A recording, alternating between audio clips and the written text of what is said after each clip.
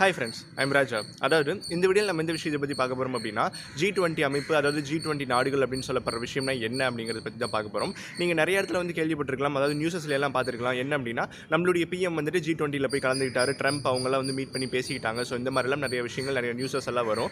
So இந்த விஷயமெல்லாம் இருக்குல்ல, ஸோ இந்த G20னா என்ன, இந்த அமைப்பு என்ன பண்ணுது, ஸோ இதில் எந்தெந்த நாடுகள் இருக்காங்க அப்படிங்கிற விஷயத்தை பற்றி நம்ம தெளிவாக இந்த வீடியோவில் தெரிஞ்சுக்க போகிறோம். ஸோ ஃபுல் வீடியோ ஸ்கிப் பண்ணாமல் பாருங்கள்.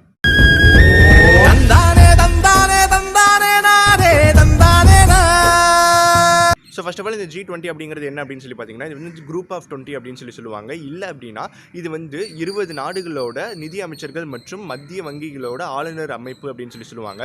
இதில் மொத்தம் 20 நாடுகள் இருக்குது. இதில் பார்த்தீங்கன்னா நம்ம ஆல்ரெடி பேசியிருக்கோம்ல, அந்த G7 நாடுகள். ஸோ அதோடு சேர்ந்து ஒரு 13 நாடுகள் சேர்ந்து மொத்தம் 20 நாடுகள் இதில் இருக்குது.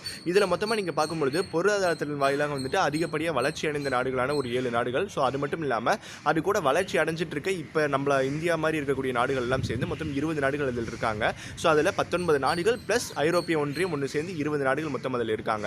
ஸோ இந்த G20 அமைப்பில் இருக்கக்கூடிய 20 நாடுகள் என்னென்ன அப்படின்னு சொல்லி பார்த்தீங்கன்னா, நம்மளுடைய அர்ஜென்டினா, அதுக்கப்புறம் Australia, Brazil, Canada, France, Germany, India, Indonesia, Italy, Japan, Mexico, Russia, அது மட்டும் இல்லாமல் நம்மளோட south Africa, south Korea, south Arabia, US, UK, Turkey, இந்த மாதிரி 20 நாடுகள் சேர்ந்து இருக்கக்கூடிய அமைப்பு தான் வந்துட்டு இந்த G20 குரூப் ஆஃப் 20 அப்படின்னு சொல்கிறாங்க. ஸோ இவங்கெல்லாம் கலந்துக்கிட்டு எந்த விஷயத்தை பற்றி பேசுவாங்க, எந்த விஷயத்தை பற்றி இவங்க கலந்துரையாடுவாங்க அப்படிங்கிற விஷயத்தை பார்த்தீங்க அப்படின்னா, ஒவ்வொரு நாடுகள்லையும் இருக்கக்கூடிய பொருளாதாரம் சம்பந்தமான சிக்கல்கள் பற்றியெல்லாம் இவங்க பேசுவாங்க. ஸோ அது மட்டும் இல்லாமல் இவங்க பொருளாதாரத்தில் நல்லா வளர்ச்சி அடைந்த அந்த நாடுகள் இருக்காங்கல்ல, ஸோ அந்த நாடுகளுக்கு ஈக்குவலாக இப்போ வளர்ச்சி அடைஞ்சிட்டு இருக்க நாடுகளையும் கொண்டு வரணும் அப்படிங்கிறதுக்காக தான் வந்துட்டு இவங்க மீட்டிங் அரேஞ்ச் பண்ணி பல்வேறு விஷயங்களை பேசி பொருளாதாரத்தின் வாயிலாக வந்துட்டு பின்தங்கி இருக்க நாடுகளை முன்னாடி கொண்டு வரதுக்கான வழிகளை வந்துட்டு இவங்க அளிப்பாங்க அப்படின்னு சொல்கிறாங்க. ஸோ இதுதான் வந்துட்டு இந்த G20 நாடுகள் செய்யக்கூடிய விஷயங்கள், அவங்களோட வேலையெல்லாம். ஸோ அது மட்டும் இல்லாமல் பார்த்தீங்க அப்படின்னா, இந்த G20 நாடுகள் மொத்தமாக சேர்ந்து உலக பொருளாதாரத்தில் மொத்த உற்பத்தியாக கிட்டத்தட்ட 85% தராங்க அப்படின்னு சொல்கிறாங்க.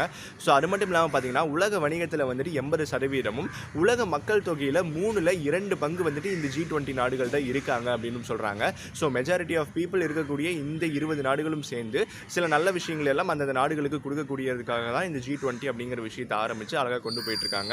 ஸோ இதுதான் இந்த G20 நாடுகள். அண்ட் அது மட்டும் இல்லாமல் அவங்க செய்யக்கூடிய வேலைகள் எல்லாம். ஸோ இதே மாதிரி ஒரு நல்ல வீடியோவில் வந்து நான் உங்களை சந்திக்கிறேன். அதுவரை நன்றி, வணக்கம், தேங்க்யூ, பை.